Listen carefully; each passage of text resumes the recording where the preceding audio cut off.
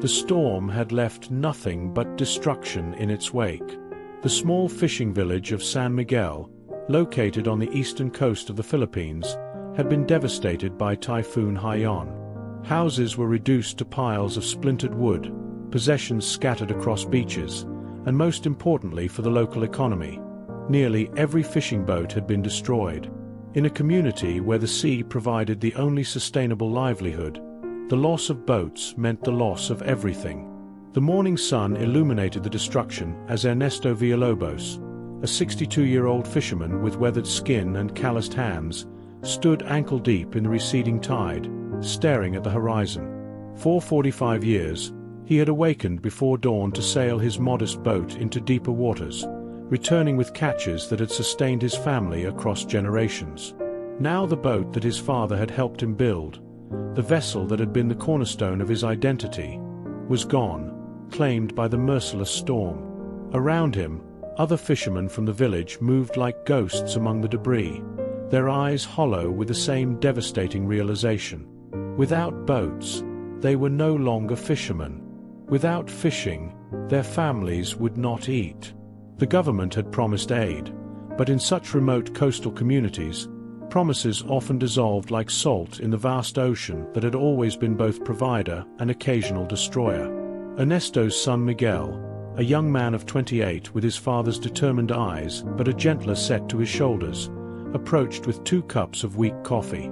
Miguel had dreamed of a different life in Manila, perhaps working in an office or even starting a small business, but when his mother had passed 5 years earlier, he had returned to San Miguel to help his father. Now they stood side by side, silently watching the gentle morning waves that had brought such violence just days before. The television in the community center was one of the few electrical appliances still functioning after the typhoon. It ran on a generator that the village used sparingly, preserving fuel for essential communications. That morning, a small crowd had gathered to watch the news, hoping for updates about relief efforts. Instead, they found themselves watching a sports update. Manny Pacquiao had just won another significant boxing match, bringing pride to the Philippines on the international stage once again. Standing at the back of the room, Miguel watched the famous boxer's interview with a mixture of admiration and distant sadness. While the nation celebrated this victory, their small village remained forgotten in its misery. As the interview ended, he stepped outside, unable to reconcile the jubilation on screen with the desperation surrounding him. 2 weeks passed. The initial shock of the disaster had given way to the grim determination of survival. Several families had already left for the city, seeking refuge with relatives and abandoning generations of fishing heritage. Ernesto and the remaining fishermen had begun fashioning makeshift rafts from salvaged materials. Not sufficient for deep-sea fishing, but perhaps enough to catch something close to shore. The catches were meager, barely enough to feed their immediate families, with nothing left to sell. Miguel had taken to walking 5 kilometers each morning to a neighboring village less affected by the storm, where he found odd jobs in construction, bringing home whatever small wages he could earn. Each night, he would find his father sitting outside their partially rebuilt home, whittling wood by lamplight, crafting a miniature replica of the boat they had lost, as if preserving it in memory could somehow manifest it back into existence. On a Wednesday morning, an unfamiliar black SUV appeared on the single dirt road leading into San Miguel. Such vehicles were rare in these parts, typically belonging to government officials who came for quick photo opportunities before departing, leaving behind more promises than actual assistance. The villagers watched with cautious curiosity as the vehicle stopped in the center of the community. When the door opened and Manny Pacquiao himself stepped out, many thought they were hallucinating. The boxer, dressed simply in jeans and a plain t-shirt, stood for a moment looking around at the devastation still evident in the village. Behind him, 2 more vehicles arrived, one of them a truck with something large covered by tarpaulin in its bed. Ernesto had never cared much for boxing. He respected Pacquiao as a national icon, but had always been too busy working to follow sports.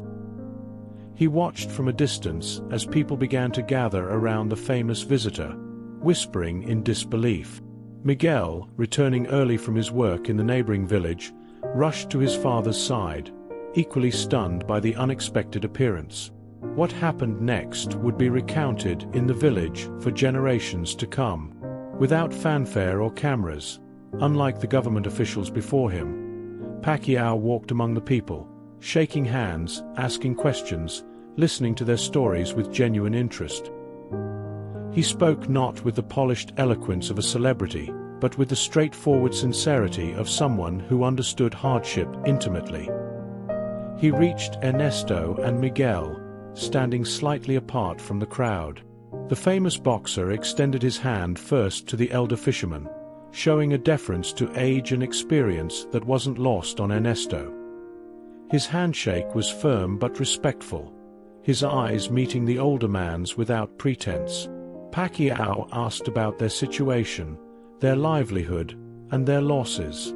Unlike the officials who had asked similar questions with clipboards ready to record statistics, he listened as if each word mattered, occasionally nodding with understanding that seemed to come from personal experience rather than professional obligation. When Ernesto mentioned the loss of his boat, the vessel that had been in his family for 2 generations, something shifted in Pacquiao's expression, a recognition of what such a loss truly meant beyond its monetary value. After speaking with several more villagers, Pacquiao walked to the covered truck and gestured for everyone to follow.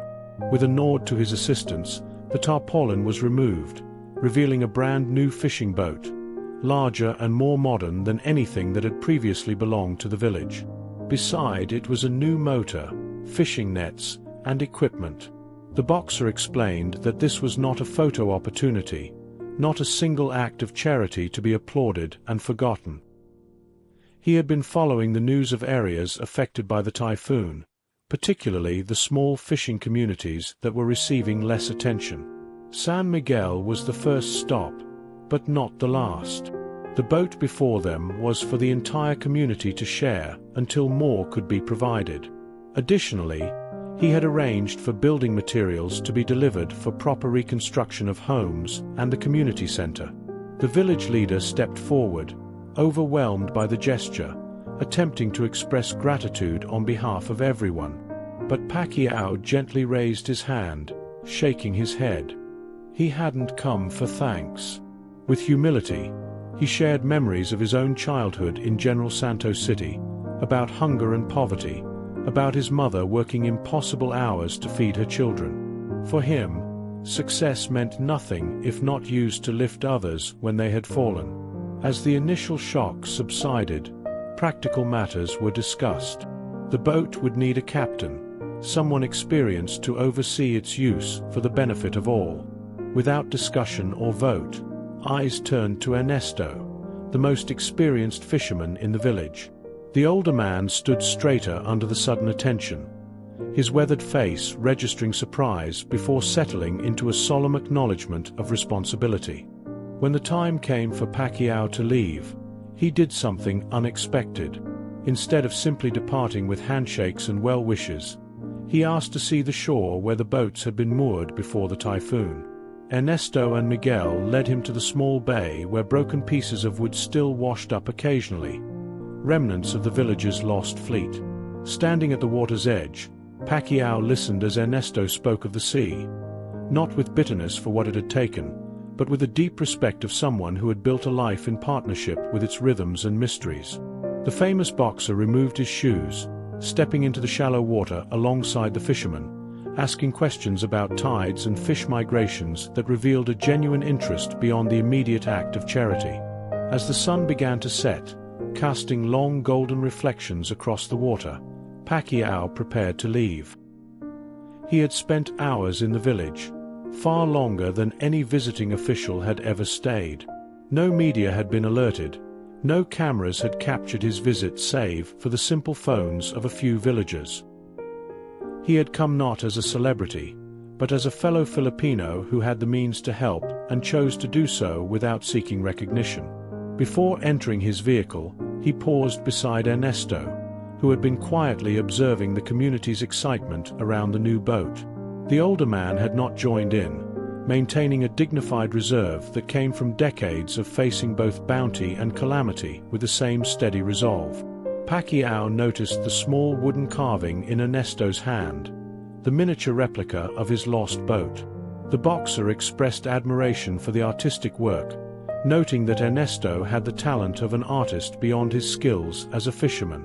Ernesto looked down at the small wooden boat, turning it slightly so the fading light caught its detailed craftsmanship, responding that the sculpture helped him remember the past. Pacquiao seemed to understand the deeper meaning behind those words. After a moment's hesitation, he asked permission to hold the carving. Ernesto handed it over without reservation. The boxer examined it carefully, running his fingers over the smooth contours shaped by patient hands, before returning it with notable respect. With soft words, he reminded that tomorrow Ernesto would sail again, but the carving kept his history alive, something equally important. With those words, he departed, leaving behind not just material assistance, but a profound sense that they had been truly seen, not as victims to be pitied, but as proud people temporarily brought low by circumstances beyond their control. The new boat represented not merely a replacement for what was lost, but recognition of their dignity and way of life. The following morning, before dawn, Ernesto stood on the shore watching as the first pale light illuminated the new boat. The other fishermen would be arriving soon for the inaugural voyage, but he had come early, needing this moment alone. In his pocket was the wooden carving of his old boat, a talisman connecting past to present. Miguel found his father standing in the shallows, looking not at the new vessel but at the horizon. He joined him in silence, understanding that beyond gratitude for Pacquiao's generosity was something more complex. The recognition that while material things could be replaced, it was the intangible connections to heritage, to identity, to purpose that truly sustained a community through disaster. As the other fishermen began to gather, there was a noticeable change in their demeanor. The hollow-eyed desperation of recent weeks had been replaced by something approaching their former quiet confidence. They prepared the new boat with practiced movements that had been temporarily forgotten in the wake of loss, but now returned like an old, familiar song. What none of them knew, what would only be discovered months later through a chance conversation with one of Pacquiao's assistants, was that the boxer had not merely purchased the boat and supplies. He had specifically sought out boat builders from General Santos City, his hometown, commissioning them to create a vessel suited to the particular conditions of San Miguel's waters. He had personally selected the motor for reliability and fuel efficiency. The nets and equipment had been chosen after consultation with fishing experts. These details reflected something far beyond casual charity. They spoke of someone who understood that true assistance wasn't just about replacing what was lost, but providing the means for people to reclaim self-sufficiency with dignity. In a culture where saving face was deeply important, Pacquiao had found a way to help that emphasized partnership rather than patronage. The first catch with the new boat exceeded all expectations. The improved design allowed them to venture further and return faster, while consuming less fuel. That evening, for the first time since the typhoon, there was fish not only for the fishermen's families, but enough to sell to neighboring villages. A small but significant economic lifeline had been restored. As weeks passed and the regular rhythm of fishing life resumed, the story of Pacquiao's visit might have faded into village lore, remembered but gradually overlaid with the more immediate concerns of daily survival. However, 1 month after his visit, another unexpected delivery arrived. 5 more boats, smaller than the first but equally well crafted, along with the necessary equipment for each. With them came a simple handwritten note from the boxer expressing that the boats were for each of the most experienced fishermen to train the next generation, signing with respect and solidarity. The boats were distributed as suggested, with Ernesto receiving the first. The others went to fishermen of similar experience and standing in the community. The system that naturally evolved was one where each boat became a floating classroom of sorts. Younger fishermen apprenticing with the elders, learning not just practical skills but the deeper wisdom about the sea that couldn't be taught on land. 3 months after Pacquiao's visit, San Miguel hosted a small ceremony to bless the fleet of new boats. Representatives from neighboring villages attended, along with officials who had previously promised but failed to deliver assistance. Though invited, Pacquiao himself did not attend, sending instead a message that this day belonged to the village and their achievement in rebuilding their community. After the formal blessing, as people dispersed to enjoy the modest feast prepared for the occasion, Ernesto found himself approached by a young government official who had arrived late to the ceremony.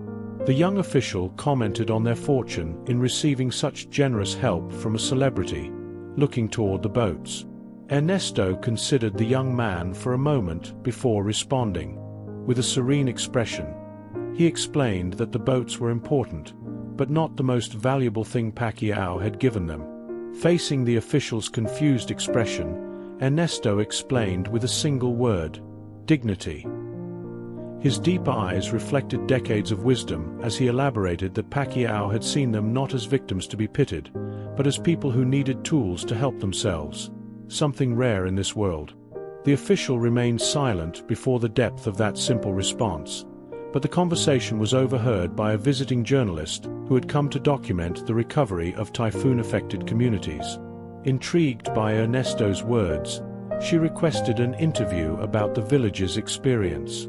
Initially reluctant, Ernesto eventually agreed, but with a condition expressed in his determined gaze: that the story focus not on Pacquiao's celebrity, but on the broader message about how genuine assistance preserves the dignity of those receiving help. The resulting article, published first in a Manila newspaper and later picked up by international media, did not follow the expected narrative of a famous boxer's charitable act. Instead, it explored the deeper principles of meaningful aid and community resilience. When the article eventually reached Pacquiao through his staff, his reaction was characteristic of the man. He didn't comment publicly on it, didn't seek to capitalize on the positive press. Instead, he had his foundation quietly reach out to the journalist, seeking information about other communities featured in her reporting that might need similar assistance. 6 months after the typhoon, San Miguel had undergone a transformation that went beyond physical rebuilding. The fishing cooperative that had organically formed around the shared boats had proven so effective that neighboring villages began to adopt similar models. The community center, rebuilt with materials provided by Pacquiao but with labor from the villagers themselves, now hosted weekly meetings where people discussed not just immediate needs but long-term sustainability and disaster preparedness. Miguel, who had once dreamed of escaping village life, found himself increasingly drawn to the role of community organizer.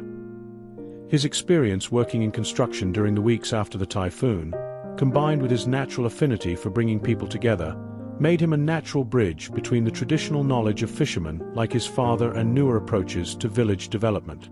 A year to the day after Pacquiao's visit, Ernesto completed a new carving, this time of the fleet of 6 boats that had helped resurrect the village's fortunes. He wrapped it carefully and asked Miguel to see that it reached the boxer, along with a letter. He didn't expect a response. The gift was an act of gratitude that required nothing in return. What arrived instead, 3 weeks later, was not a reply from Pacquiao himself, but an invitation. The boxer was establishing a foundation specifically focused on helping fishing communities become more resilient to natural disasters. He was assembling an advisory council of actual fishermen, not politicians or celebrities, to ensure that assistance was practical and respectful of traditional knowledge. Ernesto was being invited to serve as a founding member, his experience and wisdom valued more highly than formal education or political connections. For Ernesto, the invitation represented something he had never expected in his lifetime: the recognition that the knowledge he had accumulated through decades on the water had value beyond his own boat and nets. That somewhere in Manila, in air-conditioned offices where important decisions were made, there might now be space for the voice of a simple fisherman from San Miguel. He accepted the invitation, not for personal glory, but because he understood what it represented: the possibility of helping other communities receive the same kind of respectful, dignity-preserving assistance that had allowed his own village to recover not just materially but spiritually from disaster.